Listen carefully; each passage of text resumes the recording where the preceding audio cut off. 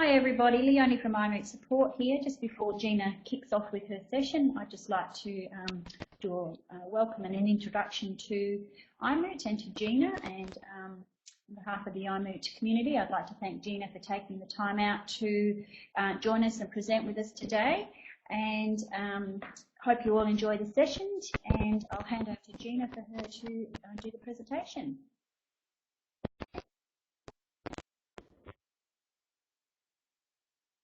Hi Leonie, thanks for that. Okay, good morning.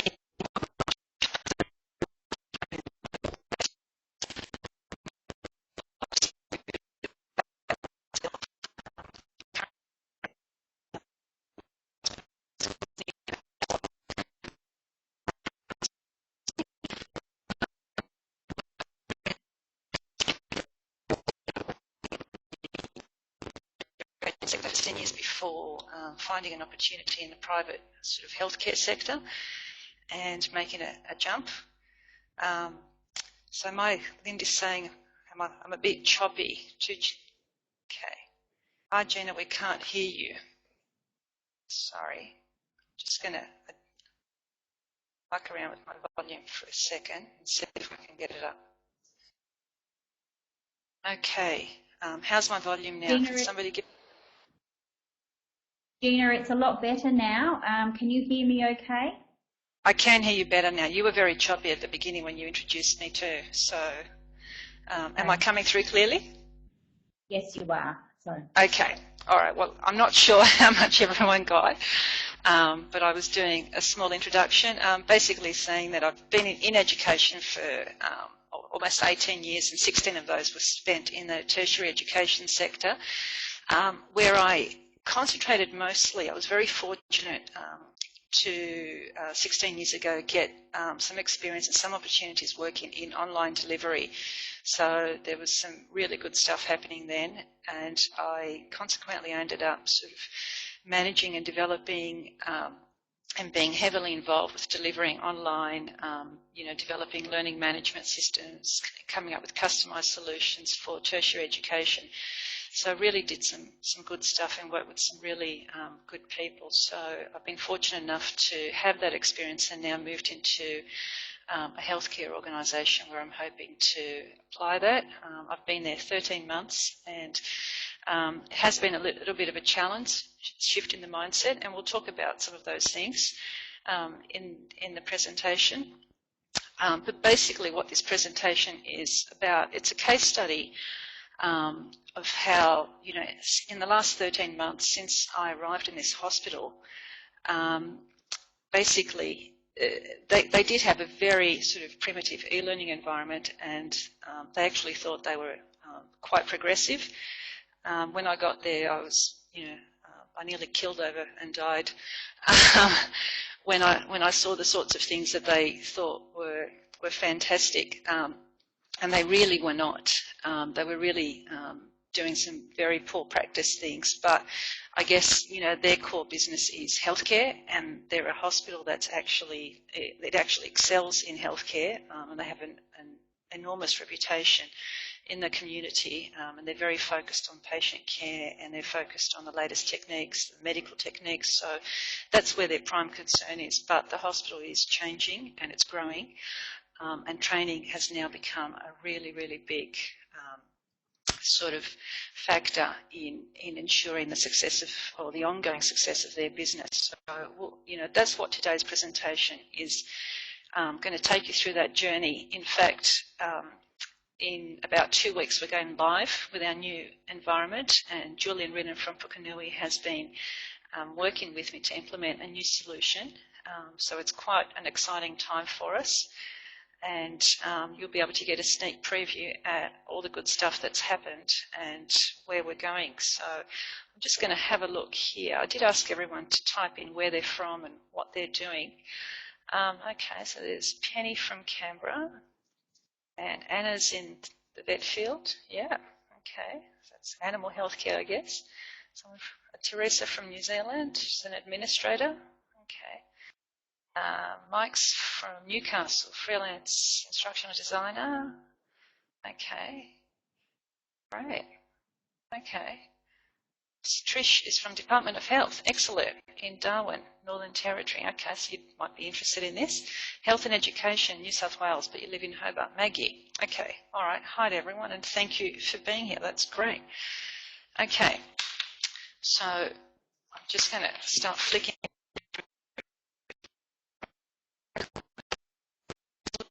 That's nice. So just bear with me. Okay, so this is actually a picture of our, that was a picture of our emergency care team. So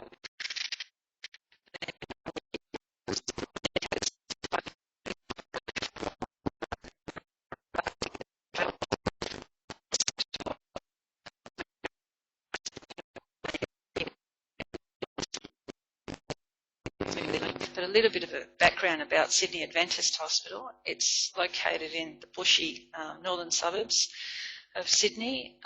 It's 110 years old, so it has a really rich history. It really has state-of-the-art diagnostic and treatment facilities. It treats, at the moment, about 50,000 inpatients and almost 180,000 outpatients every year. We're currently employing close to 3,000 close to 3,000 staff all up, and that includes about 750 doctors. So this year we did celebrate 110 years in healthcare. We're the largest private hospital in Australia, and we're the only one that has an emergency care sort of facility. And we operate 24/7, as all hospitals do.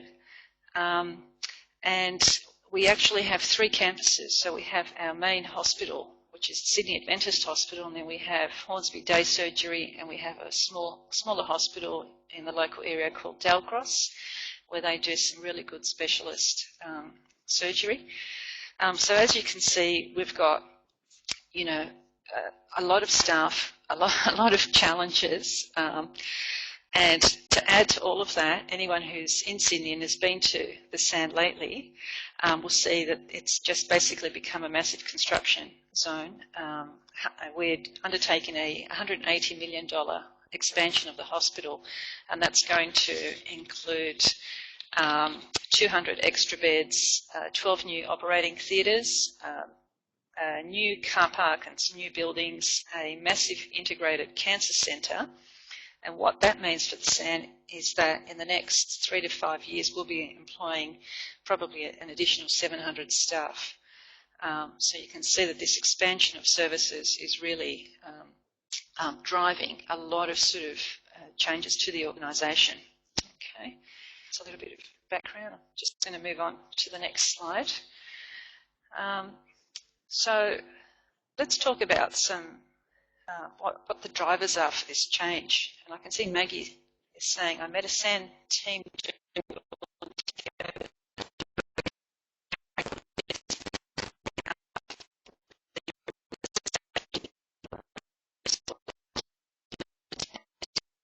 they find equal to different third world countries, and just they volunteer their time and the equipment, and they do amazing work overseas. Everything ranging from women's healthcare to open heart surgery to eye surgery. It's just actually a really interesting and amazing place to work in. So I've been very fortunate to sort of land this opportunity. Hi Michael, thanks for that feedback about the audio. That's always good. Okay. So what are the drivers? Well, when I arrived, the current site was very 1980s intranet type. They had installed Moodle 1.9, and it was only available via the intranet internally, so only available on site. And that was the overwhelming complaint that came from staff when they found out I was new. They all said, please make it available externally. So I can hear you all cringing, because that does go against the grain of e-learning. So that was the one big thing that we had to address, and it was a real big shift in mindset, because for some reason, they just felt that making it available externally would put them at risk, and people would be able to hack into their systems and things like that. So it took quite a bit of convincing otherwise. So currently they have really high training costs because they run lots of training face-to-face, and their training ranges from clinical and non-clinical. So, you know, even people like food services have to be trained, and getting those people off the job into a classroom is quite difficult, especially being a 24/7 business.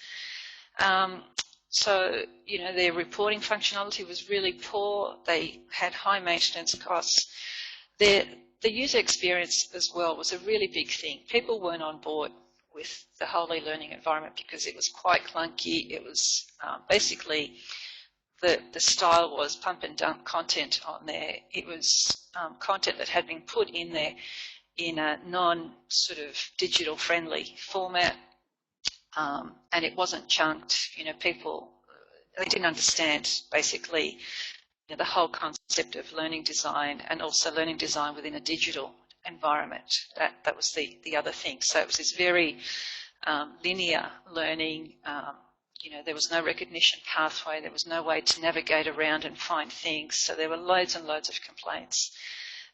They had no idea where everything was, and they couldn't maintain it. And it just looked quite clunky and unprofessional, and it was overall very difficult to use, and people were quite disgruntled about the whole thing. So just going to move on to the next slide. So as I said, the current solution was 1.9, but the good thing about any solution is that it's a stepping stone, okay, to the next phase. So, you know, an investment even in a poor solution is not a wasted thing. It means that you've learnt, you know, you've tried things, you've learnt from your errors, and all those lessons learnt really help you shape, you know, sort of some new ways of thinking and some new ways of doing things. So what it did is it really also introduced people to new methods of learning, and the fact that they did have more options, and it did get them excited about it. But it still just wasn't good enough. Okay, so we had to take some new steps, and the steps were that we had to convince the organisation that they really needed to be more strategic about e-learning, and they had to come up with some very specific e-learning solutions to meet some very specific organisational strategies. So the primary you know, goal is always to meet the hospital's you know, core business, which is patient care. That's what they excel in, that's what their focus is on, and that's what the training solution has to primarily meet. It also has to meet the hospital's expansion, which I mentioned before. We need to expand options for staff online training. We need to be innovative and use best practice and take advantage of the fact that there is a really, really strong learning culture within the hospital. It's just the nature of the hospital. People are used to learning, they love improving, and they love sort of doing things better, and they really get a kick out of it. Also being a hospital, we're really subject to a lot of sort of government legal compliance and reporting requirements, so that has to be spot on, and we have to be able to see who hasn't completed compliance training, who needs to, and we need to report on it. Anyone who's in healthcare knows that there's a lot of you know, repercussions and fines from sort of government you know, bodies that regulate compliance sort of training. And another big factor is enhancing continued professional development. Okay, so if we look at the critical business goals that we had to meet, the first one was really to align the workplace skills with the operational needs. So that means, you know, people have a job to do. There's clinical needs, there's non-clinical needs, and we need to make sure that everyone has the skills and the knowledge to do their job, irrespective of what their role is and, you know, what they're doing.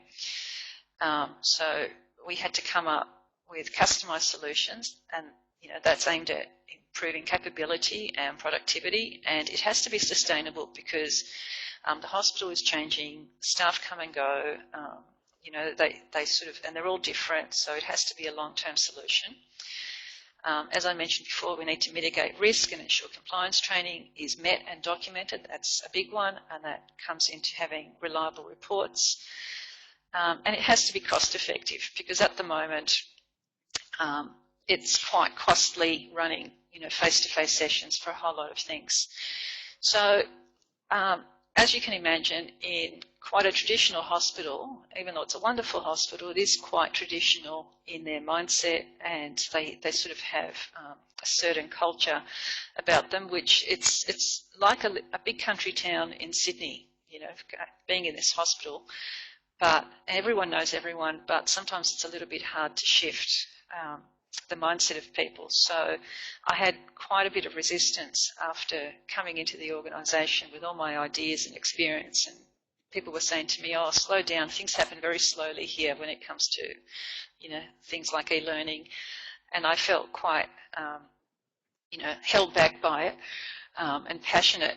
And I could see all these opportunities, and I thought, you know what, I think I need to sort of have conversations with people and, really tell them what the opportunities are.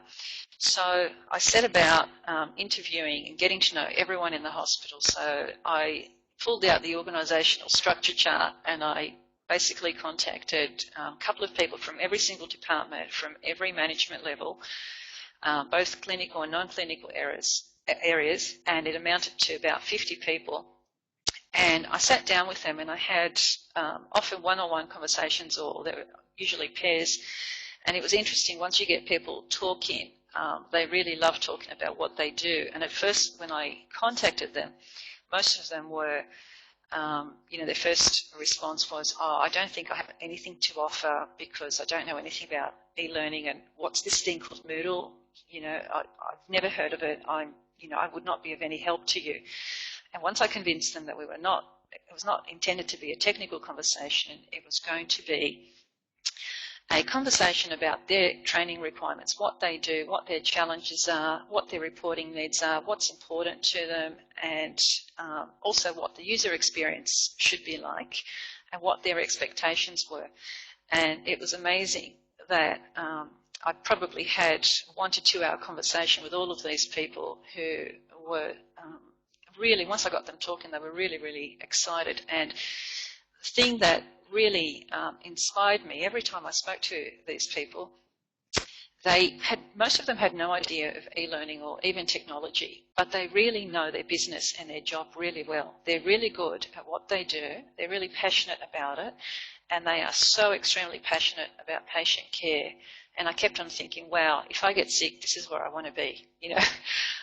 It was just so inspiring, and it was the one thing that really, really drove me to work with such intelligent and passionate and capable people. So it was unbelievable, and it was also really interesting that getting them in a room to talk about their challenges.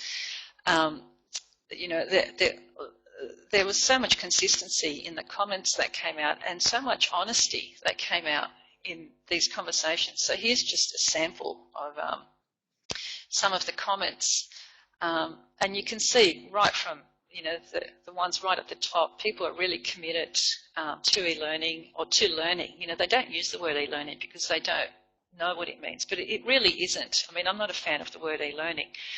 I prefer to just use learning. It's just that we're learning in a digital environment and making it happen better in that kind of environment.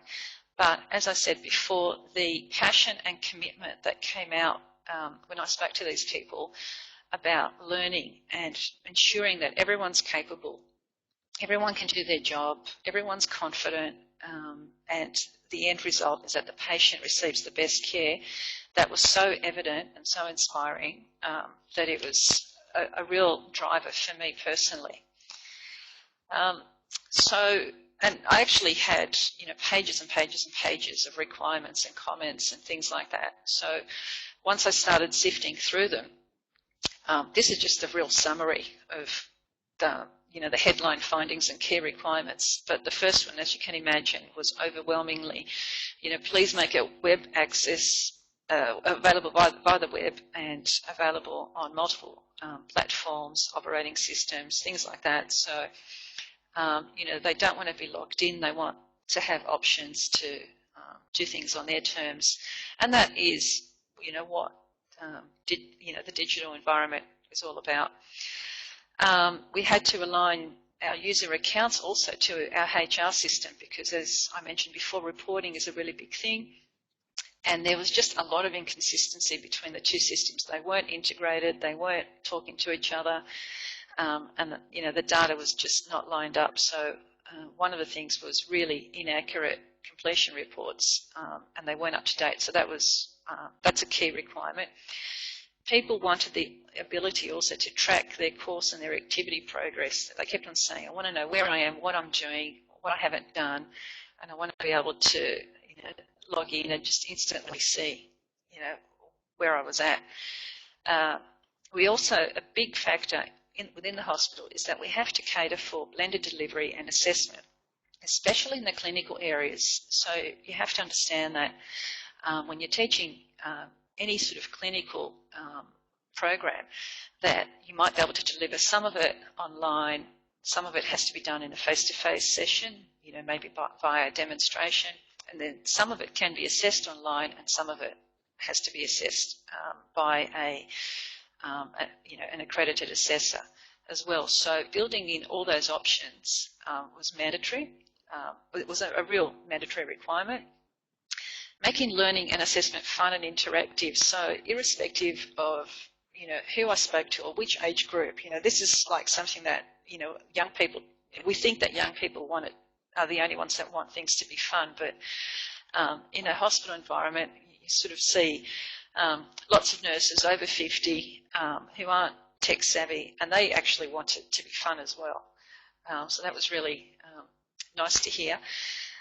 The next one is really critical, making training authentic, relevant, and just in time. So we had to, we've come up with training programs. We've redeveloped everything so that they're having opportunities to practice decision making,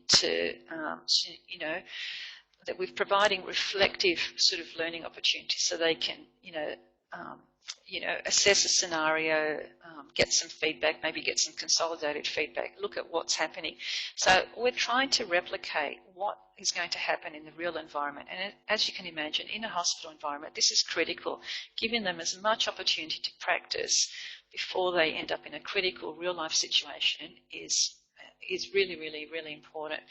And empowering them and enhancing their skills is a really big issue. Making it more manageable and chunking it. So this ties in with being able to track where they're at. Technical ease and reliability, again, has to be easy to use.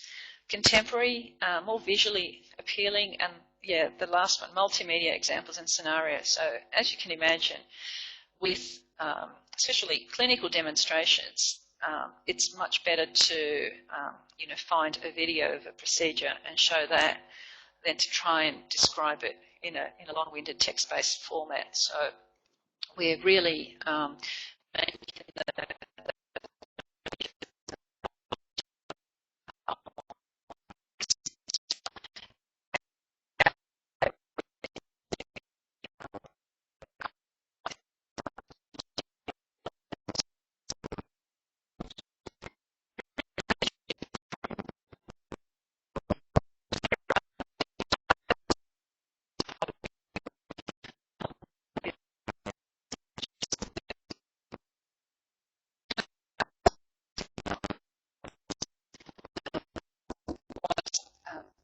was the learner experience. So when I sat down and asked them, I can see, is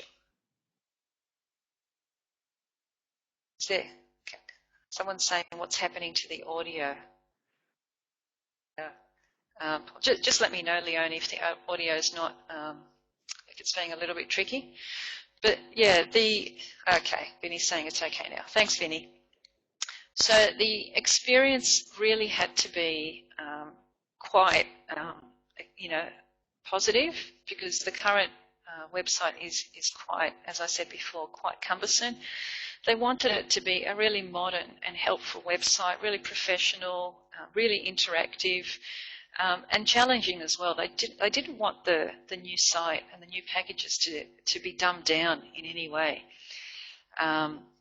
So they wanted the training packages pitched to the right audience. So as you can imagine, in a hospital environment, there's a big range of users, and training packages often have to be customised for the different, all the potential user groups, and they wanted it pitched for them. They wanted also to support self-paced participation, and you know, they really want to do it on their own terms, and they want it to be enjoyable. So let's look closely at some of there's three key areas that we're going to cover with regards to how training is being used. So the first one is performance support. So in the hospital environment at the Sydney Adventist Hospital, there's a lot of homegrown clinical systems, you know, patient sort of results reporting type systems, laboratory systems, a whole bunch of stuff. So what in the past they had developed some training material, but it was not at the point of use. So, you know, for example, you know, people were entering patient results and they weren't sure how to do something. They actually could not access that information within the workflow. So what we're doing now is we've created some little demos and some very short key steps instructional material, and we're presenting it within the workflow so that people can just find the right amount of detail at the moment of need. And then if they require more detail, then they delve into it. So we have like a real pyramid sort of approach to getting the information, with the key steps at the top and more detail as they need it. So this is sort of really helping fast-track online help to keep up with clinical system updates as well, because they're changing all the time. It's enhancing staff confidence, because when they've got some answers at their fingertips and they get used to, you know, it's about habit forming. They get used to, you know, going into those little online help demos, and they get confident about it, so they keep going back. And also it's reducing the time between learning and application. So, you know, everyone knows that when you attend a workshop, if you haven't, you know, applied the knowledge within, I think it's 3 or 4 days, you lose about 60% of that knowledge.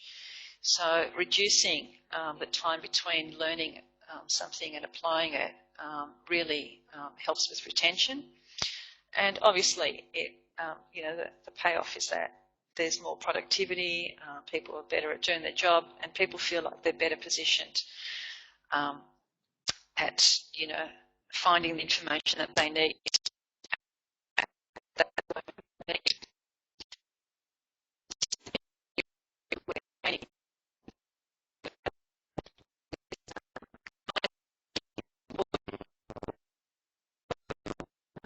You know, by embedding compliance and competency training in real-time activities, we're sort of helping improve, you know, the quality of and the alignment of compliance training. We're also reducing risks for the hospital by being able to better monitor completion rates for mandatory training, and the improved reporting means that the hospital is able to meet those legal requirements and demonstrate compliance. And we're providing simulations that reflect real-time experiences, so it just helps people improve their learning. The third key area is clinical professional development. So we have, our clinical staff have to do lots of ongoing training. Especially, I think nurses have to complete about 20 points of continued professional development per annum, as do doctors have, I think, a different system. I know pharmacists also have a different system. So ongoing training is a really big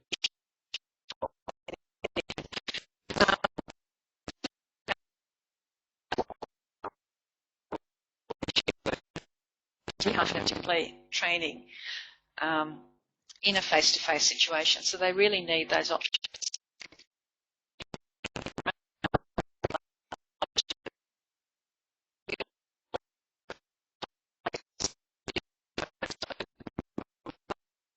At the years experience should be able to quickly jump through to a recognition pathway rather than sort of having to sit through a session or be driven in a certain way that a novice would.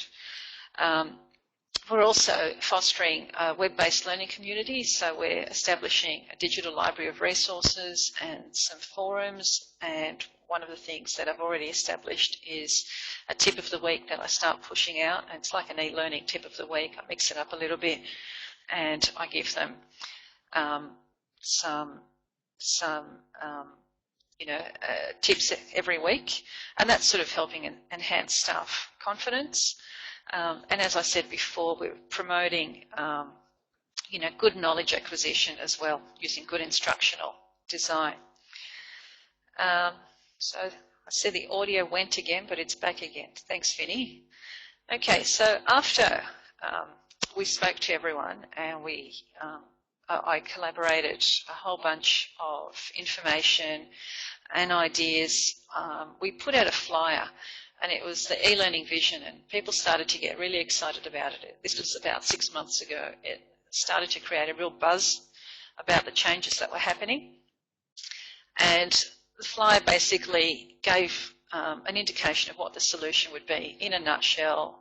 And as you can see from there, we talked about the building blocks, the back end, the benefits to the hospital, the learning experience and the content, and the fact that it was going to be an innovative solution. So people were, once that sort of went out, people were quite keen to start sort of, supporting the changes to the new environment. So I guess the approach that I then took was that it really had to be a very user-centric training solution to make sure that, one, the requirements were met, and also, two, we had buy-in from people, because that was really important. The second one, which I've mentioned before, is making sure that the packages were redeveloped. So in the current environment, it's just that pump and dump approach. I've taken the packages and I've worked closely with all of the clinical educators, and we've embedded scenarios and examples and practice questions, and making it as authentic as possible. We've been applying best practices in learning design, which was completely absent before, resource development, and also web design. That's one of my other passions, making sure that things are easy to find and people can navigate their way around a resource or a site. We've been introducing some innovative tools, introducing them to digital repositories and multimedia. And in fact, one of our senior nurse educators went to Copenhagen last week and presented at the European World or Wound Care Conference. She had the option of presenting a paper-based or a digital poster, and I worked with her and helped her develop a digital poster. And the exciting thing was we used Adobe Presenter and Animoto, which have been out for ages and are not groundbreaking, but I guess a lot of people weren't using that kind of technology. But the wonderful thing was that out of 159 digital posters, she actually came first, and she won the prize for innovation and best digital poster at the conference. So we were really stoked about that. And it's, I guess it's good validation that we're on the right track and we're using the right tools. So one of the other things that, we were able to sort of put down to show people exactly where we were heading was I put together a diagram just to show people the components of an e-learning environment, because really they had no idea. So we've included in there that within the hospital environment, we need to keep, a face-to-face component for that blended delivery approach. Moodle is sort of, at the backbone of the solution. It's the main sort of gateway to everything. We're integrating it with HR system. So we're going to be looking at web conferencing and trialling Big Blue Button and seeing how that works. That's also one of the reasons we're bringing web conferencing in, is to cater for in-services. So anyone who's worked in a hospital or dealt with that environment knows that in-services are usually short face-to-face sessions where clinical educators push out, training to their staff. One of the big challenges faced by those educators is that, being a 24/7 business, staff are usually, or not all staff are available to attend those in-services, so people miss out. So by running an in-service, via the web, where possible, even if it means, videotaping a demonstration of a procedure or something like that and putting it on there, it means that nobody misses out. Everyone can go back and review it, or people who couldn't attend can, go and attend the training in their own time.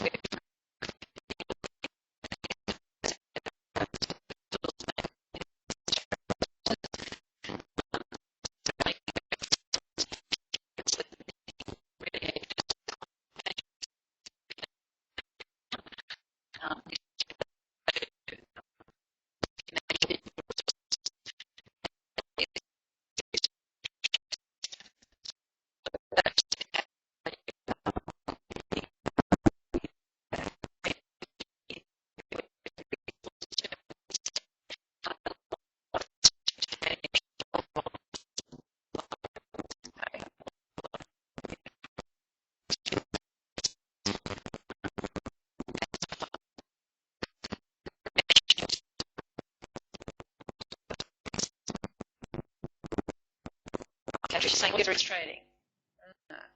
Is there anything, Trish, that you want to type in the chat pod, anything that I've that maybe did not go to plan that you want me to cover? Happy to do that. But I know that you'll also be getting a copy of these slides, and at the end I'll add some links. I've uploaded this presentation to, I can't remember, but I'll be adding a link to SlideShare. Okay, so Sean's saying, I've just refreshed my browser, can hear Gina now. Okay, maybe try that, Trish. Okay. So looking at some of the e-tools that we've brought in, because they're really, really quite important. Okay, went through the last slide. I think the last slide I was just talking about the components of the new environment, Trish. So I think you can probably go back and have a look at that one. Okay. So e-tools, and really the e-tools, the primary goals are to ensure that we can quickly produce digital resources, that there's non-linear navigation, and we provide that content layering. So before I was talking about, especially with regards to performance support, providing key steps first, then increasing level of detail is what, making it user-driven so people look for information as they need it. And some people might be right with just the key steps, and other people need to delve a lot deeper. Providing tools for peer collaboration and communication. So we are human after all. Just because we're learning in a digital environment doesn't mean we want to learn in isolation. We still want to share experiences and ideas and challenges and our knowledge. So we're looking at all of those tools. It has to be learner-centric. We have to be able to track progress and completion and include multimedia. And we have to be able to use, resources that have already been developed. So looking at Creative Commons licensed resources. And this was a really big shift in the way that the hospital thought. They initially, when I arrived, they had completely blocked access to even YouTube and Picasa and things like that. And they just, all they focused on was all the negative stuff about those environments. And, how people, it was just, sidetracking people from doing their job, and there was a lot of inappropriate material on there. We don't want that. We didn't want our staff to have any part of that. But then once I started showing them all of the positives and the benefits and the resources that had been developed by other clinicians and other academics around the world, and vendors, and really, really good stuff, and stuff that was available for our use, and it was free and it was ready to go. They really, their mindset shifted quite quickly. So that's been a really big hurdle, but a really, the hospital has come a long way just in having that way of thinking now. In terms of resource development, one of the things I've done is really build in instructional design in the learning resources, so making sure that we're linking tasks to specific learning objectives, and sort of helping them learn by doing, okay, and helping them mimic what's going to be happening, bringing in multimedia, making it user-friendly, and also bringing in, I think I mentioned before, that we don't have a content management system, and that's one of the next big components that I'll be looking at. But at the moment, they really don't have workflow processes, even manual ones, for updating their content, and being a hospital environment, that's quite critical. So putting those things in place are a really sort of big challenge. So as I mentioned at the beginning, we're going live in 2 weeks, which is really, really exciting. So Julian Ridden has been working with me to implement Moodle 2.4. It's going to be available externally. We've aligned user accounts to HR records. Pukunui is actually maintaining and hosting our servers and doing our upgrades, so it's really good that we have people whose core business is Moodle taking care of our site, and that was a really big factor, and a really big thing for us. We're going to be reducing our training costs, which is a really big benefit. Everything's going to be a lot more interactive, more multimedia, and it's going to provide a one-stop shop for all current and potential user groups. So one of the things that we've actually done is develop 2 e-learning.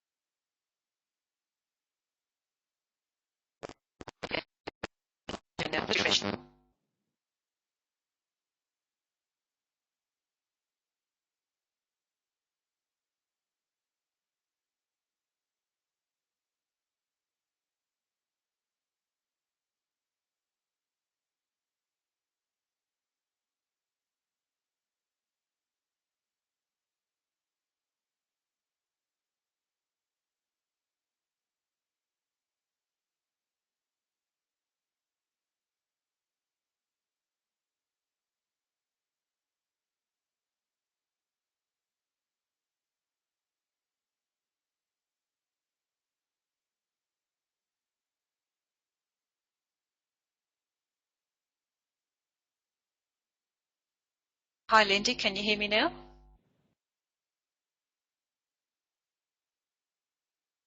Okay, Anna's saying she can. All right, I did refresh my screen on my browser, so not sure what happened there and why it's sort of going in and out, but Vinny's saying it's much better. Okay, thanks, Vinny. I guess the trials and tribulations of delivering live. Anyway, it's still fun. Okay, so I think the last thing I was talking about is how we've come up with 2 e-learning sites. And okay, I think I just lost my presenter, right? So I'm just going to, okay, I've got them back again. So I'm just going to take you through some screenshots to show you what we've done. So basically, we're going to direct people to a landing page. So this is our URL, and when people click on that URL, they'll come to this landing page, and if they're an employer, they'll log into this site, and if they're part of our e-community, and that's there for clinical students, sort of agency nurses, contractors, you know, even we're looking at offering courses to the community as well. The San Hospital is very big on that. And why we did it like this, I think I was explaining before the audio went, is because we really have 2 very different target audiences. One was our employees, and the other one was the rest of our community who we don't really want them to have access to all of our courses, but we still need to provide training. So even people like clinical students and volunteers, they all have to do the site mandatory training, things like that. Trisha's asking, are they separate Moodle versions? No, they're the one version.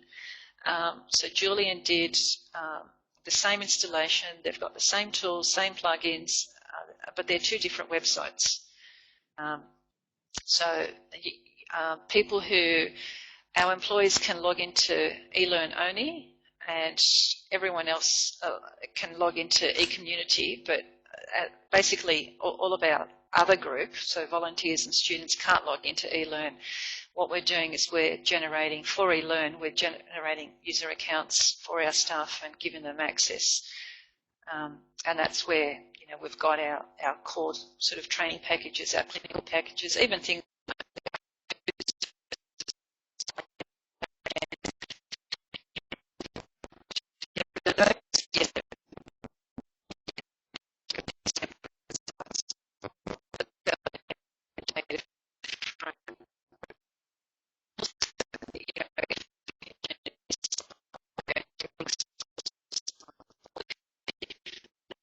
Hi Gina, this is Vinny from Pukunui.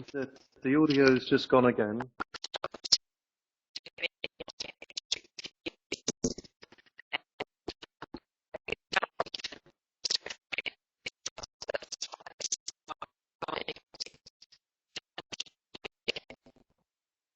Hi Gina, we can't. Hi, this is Vinny from Pukunui. We can't hear you at all at the moment. What we could do is try. You could try to join. You could try to join the meeting via dial-up, by phone call. There's an Australian number near the top of the chat, and there's a PIN number to enter to join the conference.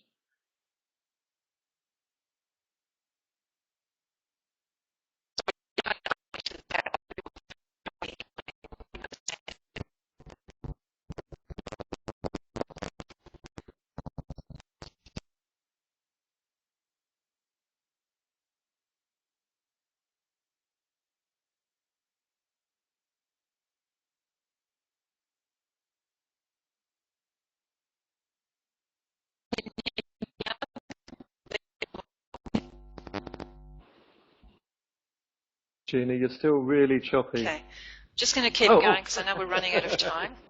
And now you're back. Am I? Okay, so we'll make the best of it then. Actually, I can hear you. Yeah. Okay, I'll let you carry on. All right. Sorry about that, everyone. Okay, so here's just some screenshots I'm going to go through quickly. This is our eLearn site, so we've made it quite specific in terms of helping people sort of logging in, taking a tour. Orientation is a really big thing at the hospital. It's actually a mandatory requirement. And then the next site I'm going to, this is our e-community site. So we've got a picture there depicting, these are real clinical students. I think they're final year med students at the moment. So on this site,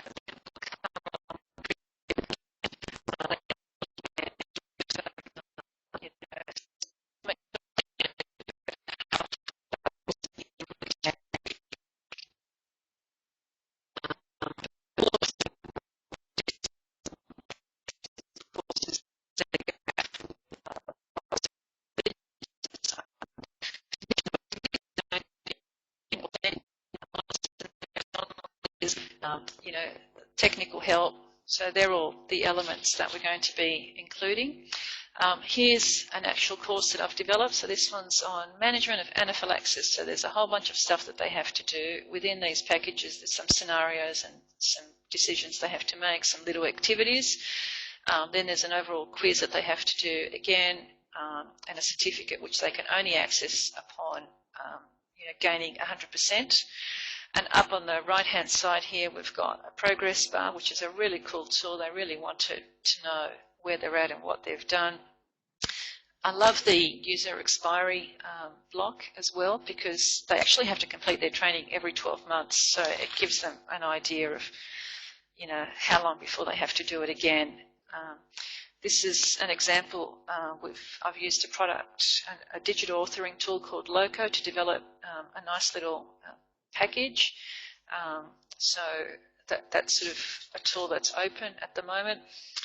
We're also making the quizzes multiple attempts. So if they're unsuccessful the first time, they get to, you know, they get some feedback and they get some direction. Usually it's some good consolidated feedback that the educators have put in, and then we sort of go off onto there. Where we're at with the project stages. So we've done all these stages and we're pretty much at the rollout. We've got 2 weeks till we go live, and we are going to then create the user accounts. We're finalising some customised reports that we're having Pukunui create for us, just to meet some very specific reporting needs. We've already started communicating the changes. I'll be giving staff like a 7-day countdown. Every day I'll be sending an email out to them, giving them some information about, you know, a different benefit about the, you know, the new sites and what they can expect. And once we go live, I guess, you know, we'll be seeing where we're at, what we're doing, what we need to improve. The next 2 slides, I think I'm just going to flick through. They're just a little Animoto video which I've put together, and I'll put the link to it in the chat pod in a little while. But that really concludes my presentation. Are there any questions? Anyone have any questions? No? Okay.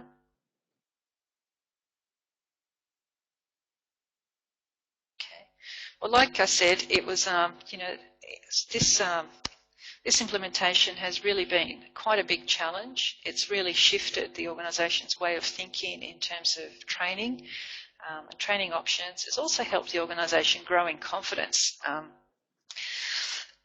excuse me, to try new things as well. And it's created a real buzz about some of the possibilities.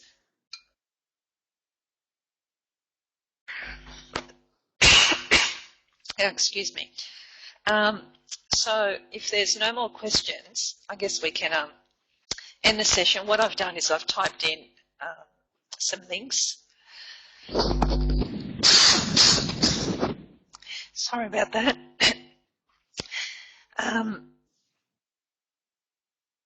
So I think, I think my voice is just gone. I'm going to hand back to Vinny.